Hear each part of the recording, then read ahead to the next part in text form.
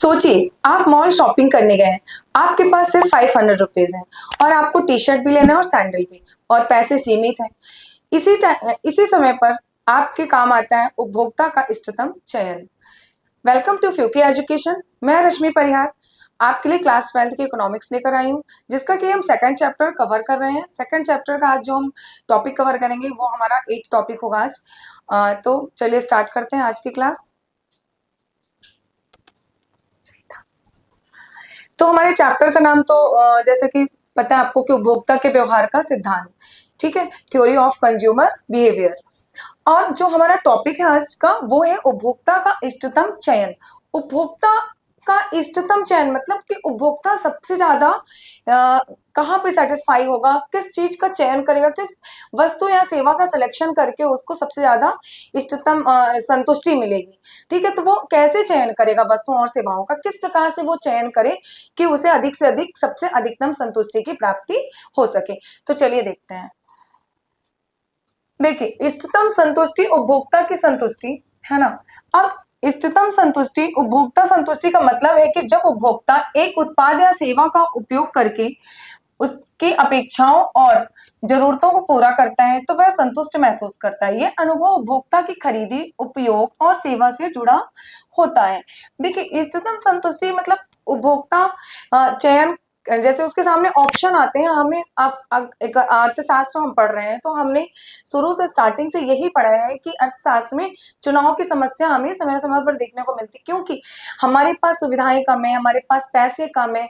हम तो हमें उस वस्तुओं का सिलेक्शन करना पड़ता है कि किस वस्तु का हम चयन करें।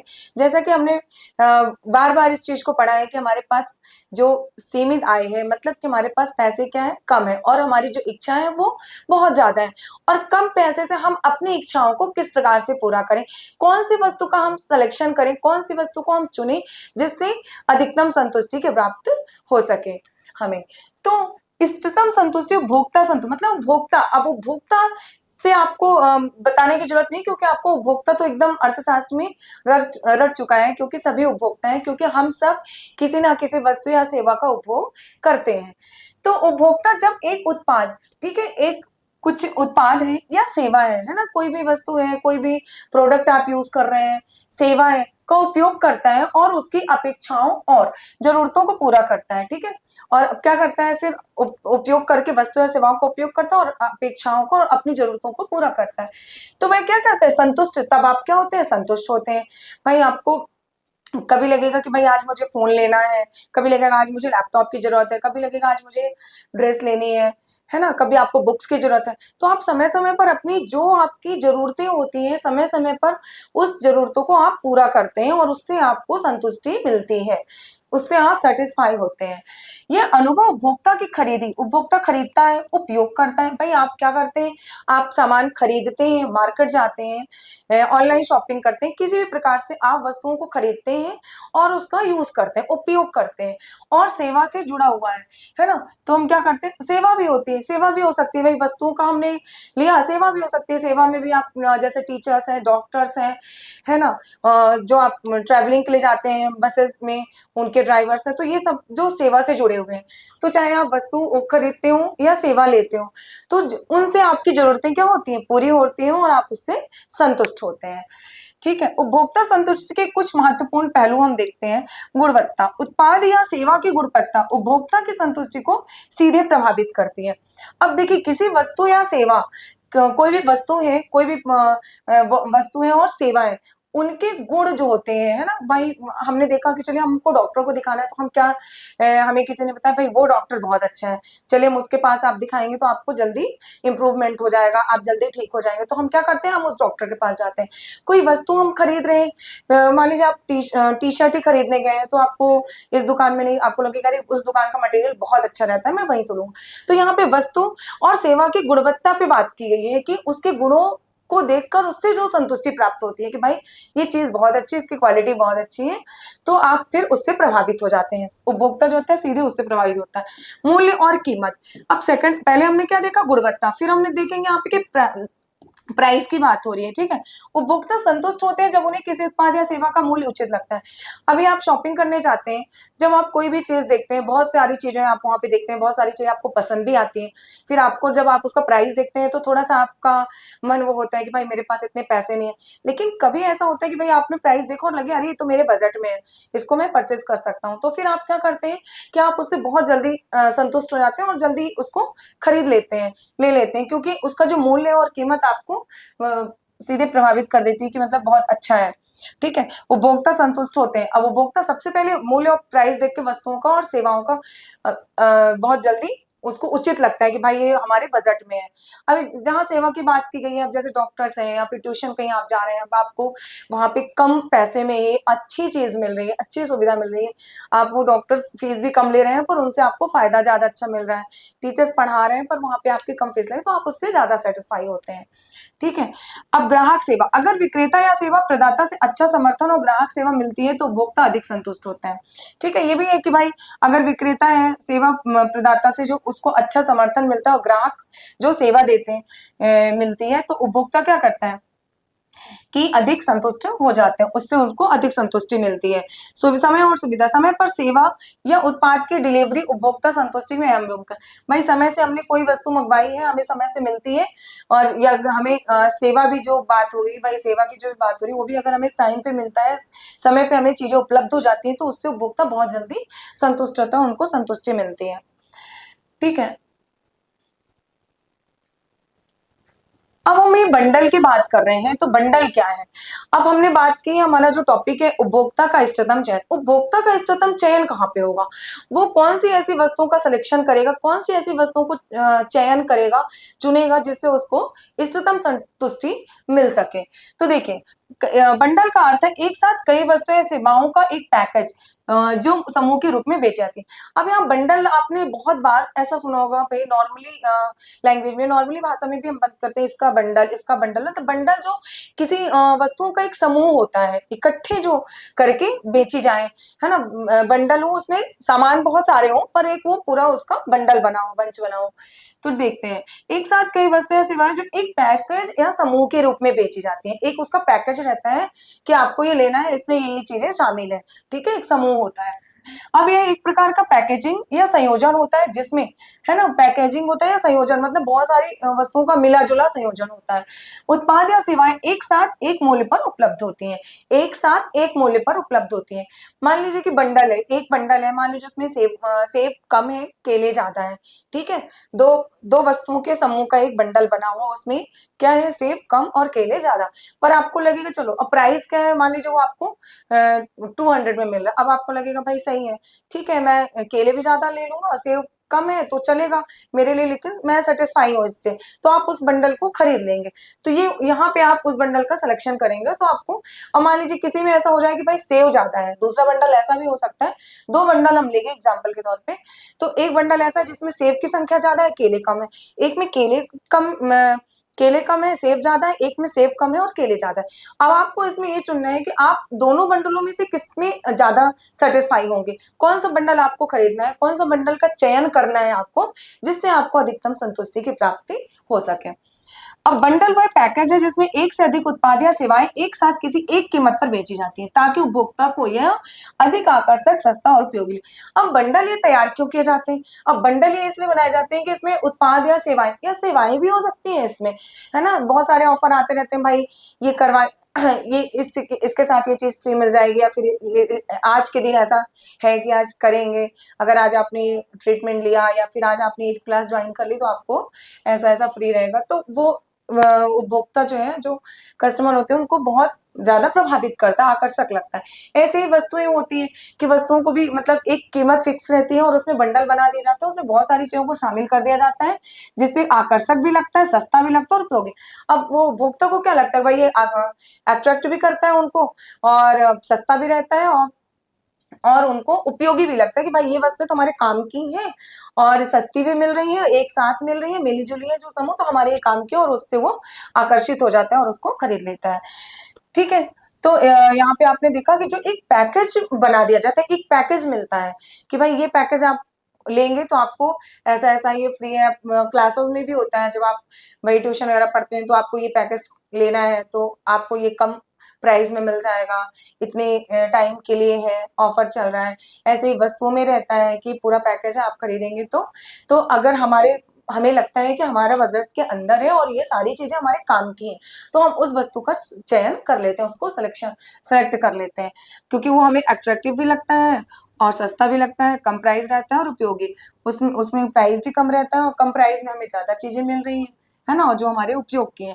यह व्यापारिक रणनीति है, और ये क्या है, एक व्यापारिक रणनीति है, एक जो बिजनेस का रणनीति बनाई गई, मतलब कि किस प्रकार से हम इसको और आकर्षक बना सकें, किस प्रकार से उपभोक्ताओं को भी और अच्छी सुविधाएं मिल सकें, है ना, एक कम प्राइस में भी अच्छा सामान उनको दे सकें और इस तरह से हो जो उनके यूज में भी हो, इस्तेमाल होती हैं, जिससे दुकानदार विक्रेता अधिक बिक्री कर सके। अब इससे ये होता है कि एक व्यापारिक रणनीति, एक बिजनेस करने का ये एक तरीका है कि जिससे क्या होता है, दुकानदार या विक्रेता जो सामान बेचता है या दुकानदार, दोनों एक ही चीज है, तो जिससे कि वो अधिक बिक्री कर सके। अब ऐसा पैकेज बनाने से क्या होता है कि जो उपभोक्ता होते हैं वो बहुत जल्दी आकर्षित होते हैं और दुकानदार को विक्रेता को ज्यादा से ज्यादा उसमें प्रॉफिट मिलता है, क्योंकि ऐसे पैकेज से सब लोग बहुत जल्दी अट्रैक्ट हो जाते हैं। ठीक है, उदाहरण के लिए फल का बंडल जैसे हमने अभी लिया, तो ये एग्जाम्पल जो है तो वो ये फल के ऊपर है। तो जैसे एक पैकेट जिसमें केला, सेब और संतरा एक साथ होते हैं, ठीक है, एक बंडल है, ठीक है, एक बंडल है, एक पैकेज है जिसमें क्या होता है, केला भी होता है, सेब भी होता है और संतरा भी होता है, बनाना, एप्पल और ऑरेंज, तीनों चीजें इसमें शामिल है। अब इलेक्ट्रॉनिक बंडल एक ले लीजिए, जैसे एक स्मार्टफोन के साथ हेडफोन, चार्जर और कवर का पैकेज मिल गया, ठीक है। अब ये भी आपको बहुत अट्रैक्ट करेगा कि भाई देखो, स्मार्टफोन के साथ ये हमें हेडफोन भी दे रहे हैं, चार्जर भी दे रहे हैं और कवर का पैकेज भी दे रहे हैं, तो ये भी उपभोक्ताओं को बहुत अट्रैक्ट करता है, बहुत जल्दी आकर्षित होते हैं, है ना। अब कोई एक पैकेज ऐसा कि उसमें केला भी है, सेब भी है, संतरा भी, इससे भी उपभोक्ता बहुत जल्दी आकर्षित होते हैं और उसको खरीद लेते हैं। सेवा बंडल, जैसे सेवा की बात हो रही है, अभी हमने यहाँ पे क्या किया, फल का बंडल हो गया, इलेक्ट्रॉनिक बंडल हो गया, अब सेवा बंडल, जैसे एक इंटरनेट सेवा के साथ टीवी और मोबाइल। अब एक इंटरनेट सेवा दी जा रही है, सेवाओं से संबंधित जो है उदाहरण उसको भी देख लेते हैं, तो उसके साथ टीवी और मोबाइल जो है वो दिए जा रहा है, तो इसका ये पैकेज होगा, तो ये भी उपभोक्ताओं को बहुत आकर्षित करता है। केला और सेब का बजट सेट बंडल हम देखते हैं, ठीक है। बजट सेट क्या होता है कि भाई उपभोक्ता का बजट सेट कैसे बनेगा, किस प्रकार से वो वस्तुओं का चुनाव करेगा, किस प्रकार से बंडल का चयन करेगा और उसका बजट सेट, वो उसके बजट सेट के अंदर ही हो, उसका बजट सेट कैसे बनेगा। अभी बजट सेट के बारे में हमने पहले भी बात की थी कि बजट सेट होता क्या है। फलों का पैकेज, अगर आप बाजार में जाते हैं तो आपको अक्सर फल जैसे केला, सेब, संतरा आदि का एक पैक देखने को मिलता है। यह एक प्रकार का बंडल पैकेज है जिसमें विभिन्न प्रकार के फल एक साथ दिखते हैं। अब ये कैसा बंडल है जिसमें बहुत सारे फल, जैसे कि आपने यहाँ पे देखा है ना, 2-3 तरह के फल हैं जो एक साथ मिला जुला के इनको बेचा जाता है एक बंडल बनाकर, ठीक है।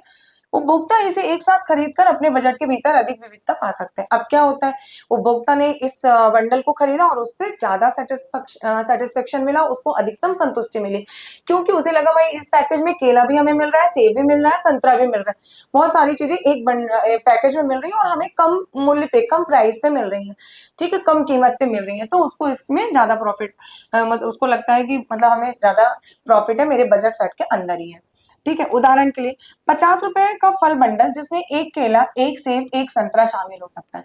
देखिए 50 रुपए का एक फल का बंडल है, ठीक है, जिसमें क्या है, एक केला है, एक सेब है और एक संतरा शामिल हो सकता है, ठीक है। इस पैकेज से उपभोक्ता अलग अलग फल खरीदने से बेहतर मूल्य पर अधिक विविधता प्राप्त करते हैं, मतलब विभिन्न प्रकार के फल एक ही साथ एक बंडल में खरीदते हैं और उन्हें लगता है कि चलो मूल्य भी, इसका प्राइस भी अच्छा है।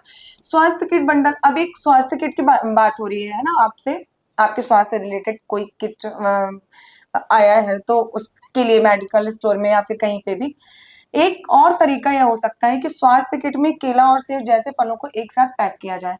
एक स्वास्थ्य किट है और उसमें केले और सेब को भी पैक किया जाता है, क्योंकि हमारे हेल्थ के लिए अच्छे रहते हैं भाई, फ्रूट्स हैं, तो मरीज को भी खाना है इसको, तो एक जो ऐसा पैकेज तैयार किया जाता है उसमें ये भी शामिल होता है। इलेक्ट्रॉनिक बिल हमने देख ही लिया।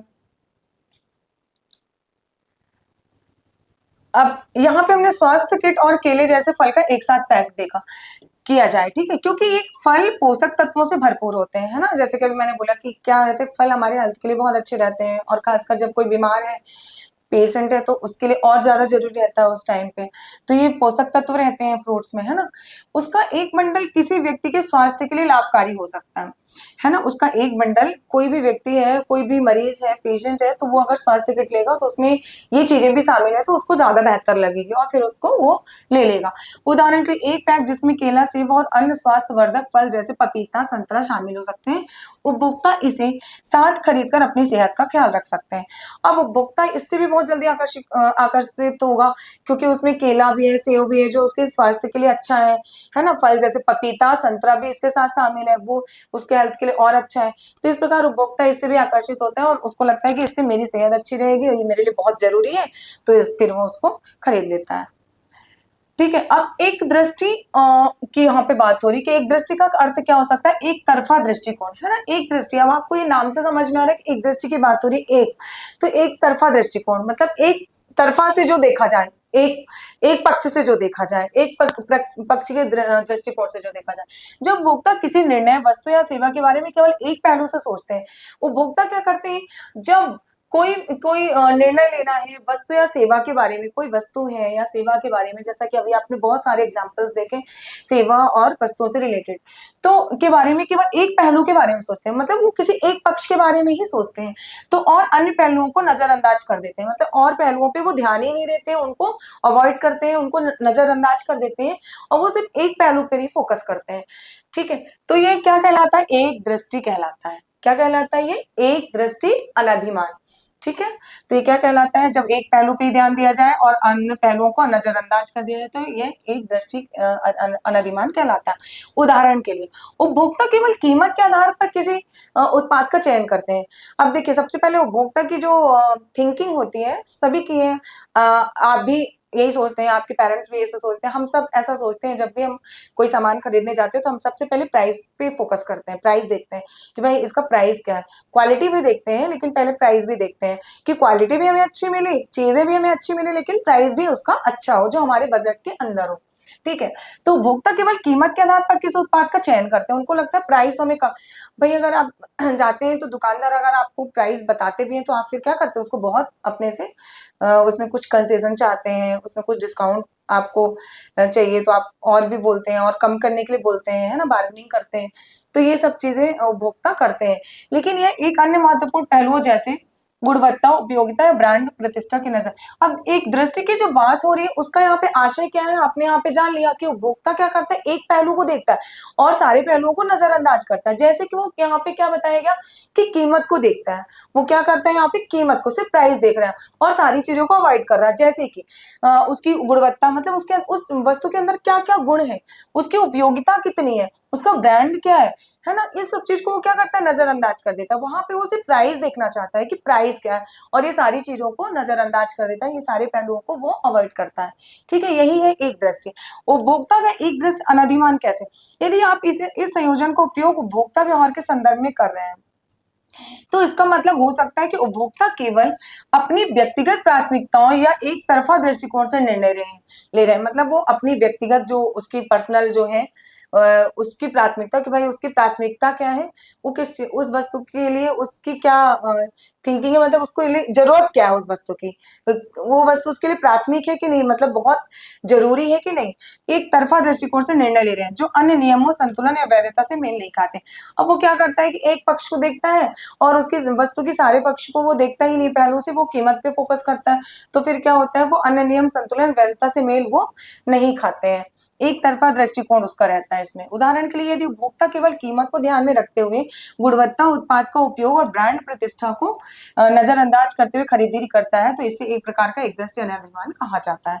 ठीक है। तो सिंपल से ये है कि उपभोक्ता अगर केवल कीमत को ही बस महत्व दे रहा है, इंपॉर्टेंस दे रहा है कि कीमत कम होगी तो लूंगा, वस्तु के गुण को नहीं देख रहा है, उस उत्पाद की क्वालिटी नहीं देख रहा है, उपयोग क्या है उसके लिए उसका वो नहीं देख रहा है, वो ब्रांडेड है कैसी है वो नहीं देख रहा है, वो सिर्फ प्राइस देख रहा है। तो और ऐसे में वो जब खरीदारी करता है, वस्तुओं को खरीदता है, तो यह इसे एक प्रकार का क्या कहा जाता है, एक दृष्टि अनधिमान कहा जाता है।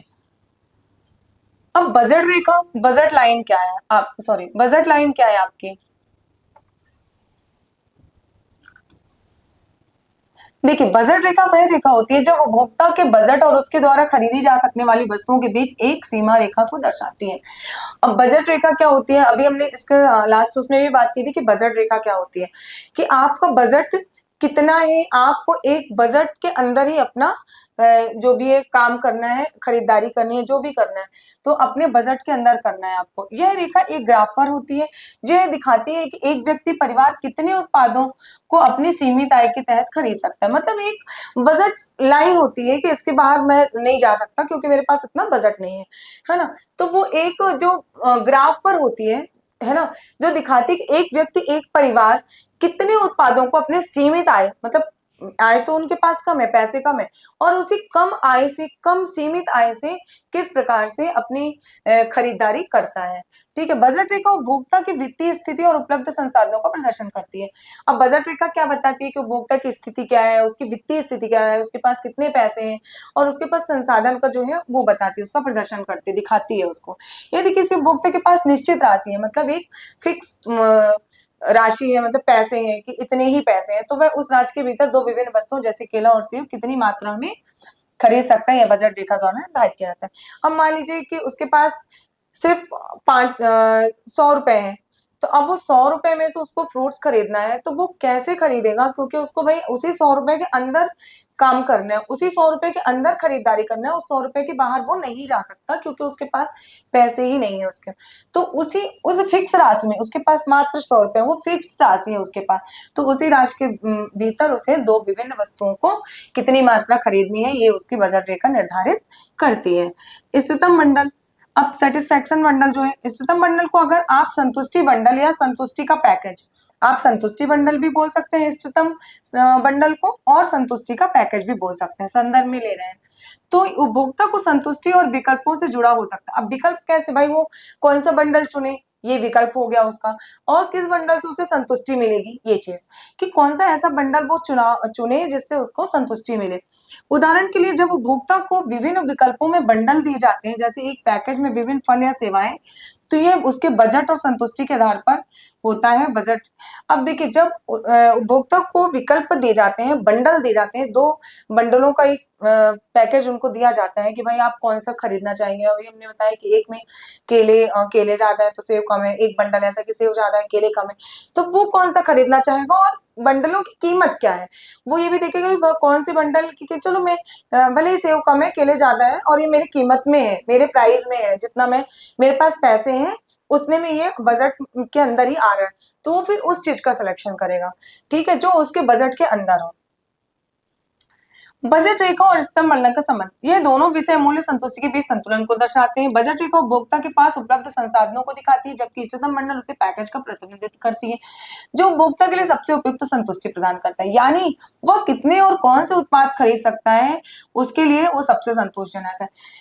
ठीक है, अब ये बजट रेखा और इष्टतम मंडल का संबंध कैसे है। अब बजट रेखा कैसी, भाई कि हमारे पास इतने ही पैसे हैं, और बजट लाइन मेरी इसके ऊपर नहीं जा सकती क्योंकि मेरे पास इसके बाद पैसे नहीं, मेरे पास एक फिक्स प्राइस है, मेरे पास सॉरी, मेरे पास एक फिक्स पैसे हैं, इतने ही पैसे हैं, और इसी में मुझे करना है। 100 रुपए है तो मात्र 100 रुपए, और इसके अंदर ही मुझे चीजें खरीदनी है। ठीक है, तो ये संतुलन बताता है कि किस प्रकार से वो कौन सी बंडल का चयन करे जो उसकी कीमत के अंदर भी, जो उसके बजट के अंदर भी हो, और उसे संतुष्टि भी मिल सके, समान संतुष्टि मिल सके। जैसे मान लीजिए उसने कम सेव और ज्यादा केले वाला बंडल चुना, तो भी उसके लिए, जैसे मान लीजिए किसी में कम केला है और सेब ज्यादा है,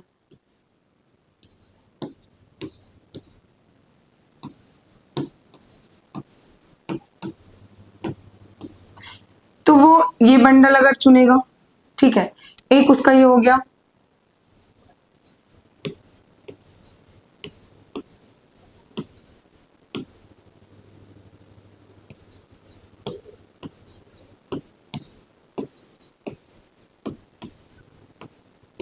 केला ज्यादा, अब उसको क्या लगेगा कि कौन सा बंडल चुन लो भाई, उसको लिए लगेगा। अब देखिए दोनों, अब मान लीजिए कि इसका प्राइस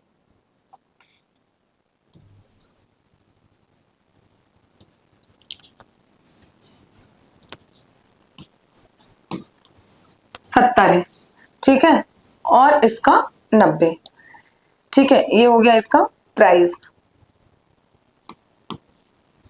ये इसका प्राइस। तो वो क्या सोचेगा कि भाई मेरे पास तो 100 रुपए है और केले भले कम है, इसमें सेव ज्यादा है, और इसमें सेव कम है केले ज्यादा है, चलो मैं ये वाला ले लेता हूँ, क्योंकि इससे भी मुझे ये तो मेरे बजट के अंदर भी है और मुझे सेटिस्फेक्शन भी उतना ही मिल रहा है, उतनी ही संतुष्टि मिल रही है। एक बजट रेखा की जो हमने बात की थी लास्ट टाइम, तो हमने देखा भी था कि कौन सी, देखिए एक बजट रेखा जैसे आपकी 3 जाएंगी, तो अगर एक आपको बजट, एक ये आपका जो बीच वाला बजट रेखा रहेगी वो आपको ये बताएगी कि आप वहां पे संतुलन है आपका। जो बाहर जाएगी, अब आपके पास कम पैसे होंगे तो यहाँ पे आपकी बजट रेखा अंदर ही रहेगी, क्योंकि आपके पास पैसे उतने होंगे नहीं, और जब आपके पास ज्यादा पैसे होंगे तो फिर आपकी बजट रेखा बाहर जाएगी, क्योंकि फिर आप ज्यादा चीजों को खरीद सकते हैं। ठीक है, तो जो उपभोक्ता के लिए सबसे उपयुक्त संतुष्टि प्रदान करता है, और बजट रेखा उपभोक्ता के पास उपलब्ध संसाधन। अब बजट रेखा क्या करता है कि उपभोक्ता के पास जो आय है ना, जो उपलब्ध आय है उसको दिखाती है, जबकि इष्टतम बंडल उसके पैकेज। अब इष्टतम बंडल क्या बताता है? पैकेज बताता है, एक वस्तुओं का समूह बताता है कि किस प्रकार से बंडल तैयार किए गए हैं, कम ज्यादा किसी में ज्यादा केले हैं तो किसी में कम सेव है, किसी में सेव ज्यादा है तो केले कम है, और उसमें उपभोक्ता अपने बजट के अनुसार बंडलों का चयन करता है। ठीक है, कौन से बंडल को चयन करना है, किस बंडल को हमें लेना है, और संतुष्टि उसे उतनी ही मिले, वो ये बंडल खरीदे तो भी, और बस उसका बजट जो है उसके अंदर होना चाहिए बंडल। उपभोक्ता के लिए सबसे उपयुक्त संतुष्टि प्रदान करता है। ठीक है, कि उसे सेटिस्फेक्शन मिल रहा है कहाँ पे, यानी वह कितने और कौन सा उत्पाद खरीद सकता है जो उसके लिए सबसे ज्यादा, मतलब वो कौन सा बंडल खरीदे, कितना खरीदे कि जिससे उसे संतुष्ट मिल सके, संतोष मिल सके, जो उसके लिए संतोषजनक हो और उसके बजट रेखा के अंदर, उसका जो बजट हो उसके अंदर ही उन वस्तुओं का चुनाव हो सके। ठीक है, तो जैसे ये हमने आपको बताए थे लास्ट टाइम, जो हमने देखा था कि बजट रेखा का वो जो हमने डायग्राम देखा था, उसमें था कि बजट रेखा किस प्रकार अपनी खिसकती है ना, किस प्रकार से खिसकती है, दाहिनी ओर किस प्रकार से खिसकती है, बाईं ओर कब खिसकती है। जब आपके पास कम पैसे होते हैं तो आप कम खर्च करते हैं, जब आप, और एक संतुलन वाली स्थिति होती है कि मतलब ठीक है, पैसे भी नॉर्मल है और सामान भी, जब आपके पास आय ज्यादा हो जाती है फिर आप ज्यादा वस्तुओं को खरीदते हैं तो आपकी बजट रेखा आगे खिसक जाती है। तो इस प्रकार से हमने देखा कि किस प्रकार हम वस्तुओं का चयन करें, किस प्रकार से हमारे सामने बंडल आते हैं, जो वस्तुओं के समूह का एक बंडल बना दिया जाता है, उसमें से किस प्रकार हमको चयन करना होता है, और किस प्रकार हमको उस चयन करने से संतुष्टि मिलती है, हमें सबसे ज्यादा संतोष मिलता है। कि हम अगर 2 बंडल हमारे सामने हैं और हम कौन से बंडल का चुनाव करें जिससे कि हमें जो है सेटिस्फेक्शन ज्यादा मिले, अधिकतम संतुष्टि मिले, और हमारे आय के अंदर ही हो, हमारे बजट के अंदर ही वो बंडल हो।